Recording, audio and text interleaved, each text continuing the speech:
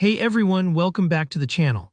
If you've ever wanted to compare different financial instruments like stocks or currencies side by side in TradingView but weren't sure where to start, you're in the right place. Today I'm going to walk you through exactly how to use TradingView's Compare tool so you can analyze multiple charts with ease. By the end of this tutorial, you'll know how to compare different symbols on your screen, each in its own clear, separate pane, super helpful if you're tracking relationships or spotting trends. Let's dive right in and get you set up. First things first, head over to TradingView. Just open your browser and go to TradingView.com. If you haven't used TradingView much before, don't worry, you can get started for free and the layout is very intuitive. Once you're there, make sure you're logged into your account so you can save any adjustments you make to your workspace. Now, up at the top, you'll see the main navigation. Look for the Products section and give it a click. The Products menu has several options, but what we want is their main charting tool. Go ahead and select that to enter your chart workspace. Once your chart is loaded, you'll notice a set of icons at the top left of your screen. These are where the magic happens. Find the plus sign, which kind of looks like a small circle with a plus inside. Hover over it and you'll see options like Compare or Add Symbol.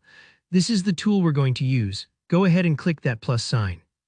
When you click the plus, a search box will pop up inviting you to type in any symbol or currency you want to compare. For example, if you're looking at the Euro-US dollar (EUR-USD) chart and you want to see how the British pound US dollar (GBP-USD) compares over the same time frame, just type in GBP-USD. Take your time typing in the correct code. TradingView usually provides a list of matches as you type, so you can always double-check you're pulling up the right asset. Now here's an important detail.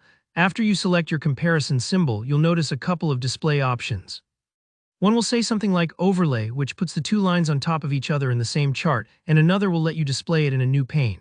For the clearest view, especially if you don't want your charts to get cluttered, choose New Pane. This puts your new chart right below the existing one, almost like sheets of paper stacked neatly, except you can see all the data at once.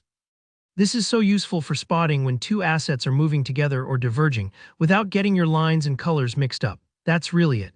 With just those few steps, you've set up a super handy comparison view in TradingView. Take a moment to scroll between the panes, check out the visuals, and maybe resize them to your liking.